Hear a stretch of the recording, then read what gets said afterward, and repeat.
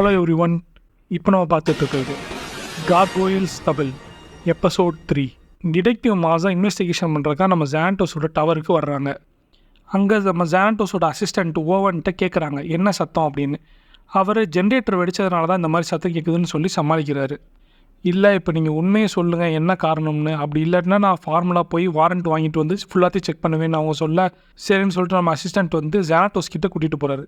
மாஸா ஜானட்டோஸ்கிட்ட நேற்று நிறையா சத்தம்லாம் கேட்டுச்சு, அதுக்கு உண்மையான காரணம் என்னன்னு சொல்லிடுங்க, நீங்களும் ஜென்ரேட்டர் வெடிச்சதுனால தான் சத்தம் கேட்டுச்சுன்னு தயவுசெய்து சொல்லிடுறாங்கன்னு சொல்ல, என்னோடய எதிரி தான் என்னோடய புது டெக்னாலஜி திருடுறதுக்காக இந்த மாதிரி இன்வேஷன் பண்ணிட்டாங்கன்னு சொல்ல, இன்வேஷன் பண்ணுறதுக்கு நீங்கள் என்ன நாடா அப்படின்னு நம்ம மாஸா கேட்க, நம்ம ஜானட்டோஸ் அதுக்கு நாங்கள் ஒரு மல்டி லெவல் கார்பரேஷன், நிறையா கண்ட்ரிஸை விட எங்களோட வருமானம் அதிகம், அது தெரியும்ல அப்படின்னு சொல்லிடுறாரு. இவங்க பேசிகிட்டு இருக்கிறத கோலியாத் ஒரு இடத்துல மறைஞ்சு நின்று பார்த்துக்கிட்டு இருக்காரு.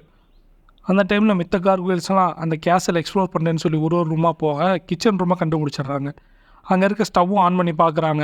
அப்படியே எல்லாத்தையும் சுற்றி பார்க்க அது அவங்க பாத்திர சட்டியெல்லாம் ஓட்டுறதுல பெரிய சத்தம் கேட்டுருது. சத்தம் வெளியில் இருக்கும் வரையும் கேட்க நம்ம அசிஸ்டண்ட் வந்து ஜான்டோஸ்ட்டை இந்த மாதிரி உங்களோட கெஸ்ட்டெல்லாம் கொஞ்சம் பிஸியாக இருக்காங்க, கொஞ்சம் வாங்க அப்படின்னு சொல்லி கூப்பிட, நம்ம ஜான்டோஸும் சரி நீங்கள் பாருங்கள், ஏதாவது விசாரணைன்னா அப்புறம் நம்ம சந்திக்கலாம் அப்படின்னு சொல்லிட்டு மாஸாவை போக சொல்லிடுறாரு. நம்ம மாஸா போகிற மாதிரி கீழ் ஃப்ளோரில் இறங்கி அந்த இடத்த சர்ச் பண்ண ஆரம்பிச்சிடுறாங்க. அவங்க பண்ணிகிட்டு இருக்கும்போது நம்ம கார்கோயில் டாக் அவங்க பின்னாடியே வருது. அவங்க அதை கவனிக்கலை. யாரும் பின்னாடி ஃபாலோ பண்ணுற மாதிரி இருக்கே அப்படின்னு சொல்லி டக்குன்னு அவங்க கன் எடுத்து நீட்டி மரியாதையை வெளியில் வந்துடு அப்படின்னு கூப்பிட நம்ம கார்கோயில் டாக் வந்துடுது. அதை பார்த்தோடனே மிரண்டு அதை சுட போயிடுறாங்க. அந்த டைமில் டக்குன்னு வந்து நம்ம கோலியாத் அவங்க கையில் இருக்க கன்னை பிடிக்கி முறுக்கு மாதிரி நொறுக்கி எரிஞ்சிடுறாரு. கோலியாத்தை பார்த்து இன்னும் ஷாக்கான நம்ம மாஸா தவறி கேஸிலேருந்து கீழே விழுந்துடுறாங்க.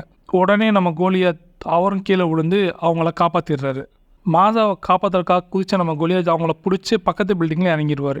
கோலியாத் பேச ஆரம்பிக்கிறாரு. மாஸாவுக்கு ஒரே ஆச்சரியம், உங்களால் பேச முடியுமா அப்படின்னு. உங்கள் பேர் என்ன அப்படின்னு கேட்க, எங்கள் இனத்துக்கு பேர்லாம் கிடையாது, ஆனால் நீங்கள் மனிதர்கள் என்னை கோலியாத்துன்னு கூப்பிடுவீங்கன்னு அவர் சொல்கிறாரு.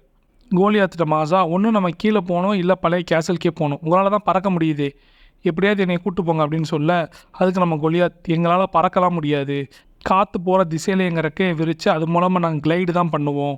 மாஸாவை அப்படியே தூக்கி தோலை பிடிக்க வச்சுட்டு அவர் கிளாவை வச்சு ஏற ஆரம்பிச்சிடுறாரு.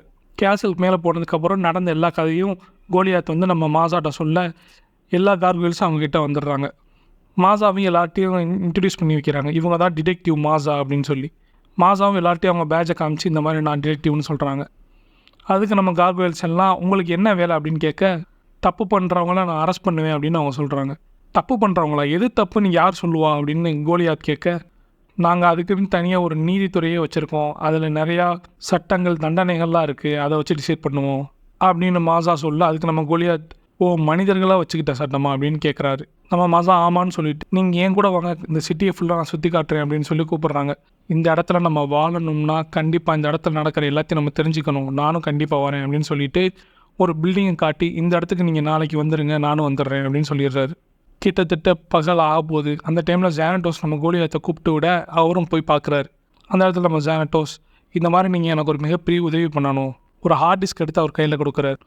கோலியாத் அதை பார்த்துட்டு இது என்னன்னு கேட்க, இது வந்து ஒரு மேஜிக் மாதிரின்னு வச்சுக்கோங்களேன், நூற்றுக்கணக்கான மந்திரங்கள் இருக்கும் அப்படின்னு சொல்கிறாரு. இந்த மாதிரி என்கிட்ட 3 ஹார்ட் டிஸ்க்கை திருடிட்டு போயிட்டாங்க, நீங்கள் தான் அதை எப்படியாவது காப்பாற்றி கொண்டு வரணும் அப்படின்னு சொல்லி கோலியாத்திட்ட சொல்ல, கோலியாத்தோ நீங்கள் ஒரு டிடெக்டிவ் ஹையர் பண்ணக்கூடாது அப்படின்னு சொல்கிறாரு. அதுக்கு நம்ம ஜான்டோஸ், பரவாயில்லையே ரொம்ப சீக்கிரமாக கற்றுக்குறீங்க, நான் போலீஸ்கிட்ட போனேன்னா அவங்க இந்த இடத்துல என்ன நடந்துச்சுன்னு கேட்பாங்க, கண்டிப்பாக அப்புறம் உங்களை பற்றி தெரிஞ்சிடும், உங்களை பற்றி தெரிஞ்சால் அவங்களை என்ன பண்ணுவாங்கன்னே தெரியாது, உங்களை கட்டி போட்டு டெஸ்ட் பண்ணலாம், என்ன வேணால் நடக்கலாம் அப்படின்னு சொல்ல, நம்ம கோலியாத்தான் சரி என்ன பண்ணணும் அப்படின்னு தெளிவாக சொல்லுங்கன்னு கேட்க, அவர் வச்சிருக்க ஒரு டிவியை திறந்து அதில் இருக்க ஒரு 3 இடத்த காட்டுறாரு. மிகப்பெரிய ஐலாண்டுக்கு நடுவில் இருக்கிற ஒரு ரிசர்ச் சென்டரில் ஒரு ஹார்ட் டிஸ்க் இருக்கிறதாகவும், 2வது ஹார்ட் டிஸ்க் பூமிக்கு அடியில் அண்டர் கிரவுண்ட் ட்ரெயினுக்கு பக்கத்தில் இருக்கிற ஒரு பாதுகாப்பான இடத்துல இருக்கிறதாகவும், 3வது ஹார்ட் டிஸ்க்கு பறக்கிற கோட்டையான ஒரு மிகப்பெரிய ஹெலிகாப்டர் மாதிரி இருக்கிற ஒரு இடத்துல இருக்கிறதாகவும் சொல்கிறாங்க. அதுவும் இல்லாமல் இந்த 3 இடத்துலையும் ஒரே டைமில் திருடணுன்னும், சப்போஸ் முன்ன பின்ன திருடினா ஒரு இடம் இன்னொரு இடத்துக்கு தகவல் கொடுத்துரும், அப்போ அவங்க எல்லோரும் கண்டுபிடிச்சி சுதாரிச்சிருவாங்கன்னு சொல்கிறாரு. இதை கேட்ட கோலியாத், நாங்கள் எப்பயும் கேஸில் தான் பாதுகாப்போம், ஆனால் நீங்கள் சொல்கிற வேலை கொஞ்சம் வித்தியாசமாக இருக்குது, இதனால் அவங்க உயிருக்கே ஆபத்து வரலாம், அதனால் நான் அதை பண்ண மாட்டேன் அப்படின்னு சொல்கிறாரு. நம்ம ஜான்டோஸோ சரி ஒன்றும் பிரச்சனை இல்லை, நீங்கள் கொஞ்சம் யோசிச்சு சொல்லுங்கள் அப்படின்னு சொல்லிட்டு விடுறாரு. அவர் வெளியில் போனோடனே லிஃப்ட்டை காட்டுறாங்க. மெதுவாக யாரோ லிஃப்ட்லேருந்து வெளியில் வர மாதிரி இருக்குது. அந்த இடத்துல ஒரு உருவத்தை காட்டுறாங்க. அந்த உருவத்தை பார்த்தா 1000 வருஷத்துக்கு முன்னாடி இறந்து போனால் நம்ம லேடி கார்குவேல் மாதிரி இருக்குது. அடுத்த நாள் ஆயிடுது, கோலியாத் எந்திரிச்ச உடனே நம்ம மாசா கூட போயிடுறாரு. மித்த கார்குவேல்ஸ்லாம் ஊரை சுற்றி பார்க்குறேன்னு சொல்லிட்டு வேறு இடத்துக்கு போயிடுறாங்க. கோலியாத் நம்ம மாசாவை பார்க்க ஒரு இடத்துல ஒளிஞ்சிருந்து வர வயசான கார்குவேலும் வந்துடுறாரு. அவரையும் வந்தாருன்னு கோலியாத் கேட்க, இல்லை உங்களுக்கு எதுவும் பாதுகாப்பாக இருக்கணும்னு சொல்லி தான் வந்தேன்னு சொல்ல, நம்ம மாசாவோ உங்கள் பேர் என்ன அப்படின்னு கேட்குறாரு.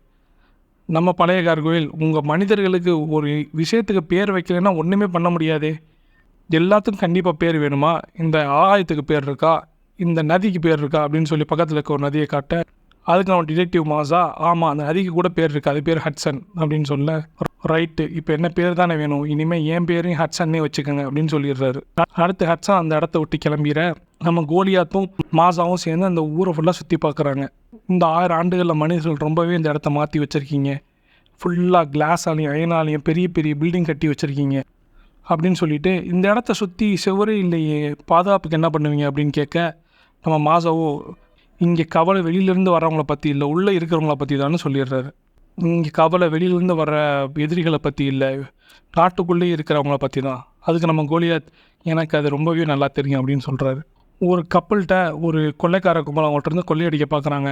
அதை பார்த்த நம்ம மாசா, அவன் ஒரு போலீஸ்னு சொல்கிறாங்க. அந்த கொள்ளைக்காரங்களோ, நல்லதாக போச்சு உன்னை நான் விட மாட்டேன் அப்படின்னு சொல்ல, ஒரு சந்துக்குள்ளே மாசா அவங்கள கூப்பிட்டு போக அவங்கள பயமுறுத்தி விரட்டி அடிச்சிடுறாரு. அதை பார்த்த கப்பல் அவருக்கு தேங்க்ஸ் சொல்கிறாங்களோ இல்லையோ தலை தெறிக்க ஓடிடுறாங்க. நம்ம மாசா, இந்த சிட்டிக்கு ரொம்ப நாளுக்கு அப்புறம் நடந்த ஒரு மிகச்சிறந்த விஷயம் நீதான் அப்படின்னு சொல்லியிருந்தாங்க. அதுக்கப்புறம் அவங்க 2 பேரும் சேர்ந்து பார்க்கில் ஒரு வாக் போய்கிட்டு இருக்காங்க. இந்த உலகம் இன்னமுமே ரொம்ப கொடூரமாக தான் இருக்குது அப்படின்னு சொல்ல, நம்ம மாசாவோ, நீங்கள் மனிதர்கள் உங்களை எப்படி பார்த்தாங்களோ அது மாதிரி நீங்கள் இந்த உலகத்தை பார்க்குறீங்க, அப்படி பார்க்காதீங்க. இந்த உலகத்தில் எவ்வளவோ கெடுதல் நடக்கலாம், ஆனால் இது இன்னும் ஒரு நல்ல உலகம் தான், இதுக்கு ஒரு இன்னொரு பக்கமும் இருக்குது அப்படின்னு சொல்லி முடிக்கிறதுக்குள்ளே ஏதோ சத்தம் கேட்குதுன்னு கோலியாத் திரும்பி பார்க்க, அவரை ஒரு ட்ராங்கலைசர் கன், அதாவது மயக்க மருந்து செலுத்திய கண்ணை வச்சு சுட்டுடுறாங்க. என்ன நம்ம சுதாரிக்கிறதுக்குள்ளே 4-5 பேர் வந்து கோலியாத்தை பிடிச்சி அமைக்கிடுறாங்க. அவங்க மாசாவையும் பிடிச்சிடறாங்க. மாசா உடனே என்ன வேணும் உங்களுக்குன்னு கத்த, நாங்கள் விட்டதை முடிக்க வந்திருக்கோம் அப்படின்னு சொல்கிறாங்க. அப்படி இந்த எபிசோட் முடியுது. தேங்க்ஸ் ஃபார் வாட்சிங். லைக் பண்ணிக்கோங்க, ஷேர் பண்ணிக்கோங்க, இந்த சேனலை சப்ஸ்கிரைப் பண்ணிக்கோங்க. கூடிய சீக்கிரமே எபிசோட் 4 உங்களை மீட் பண்ணுறேன். Peace out.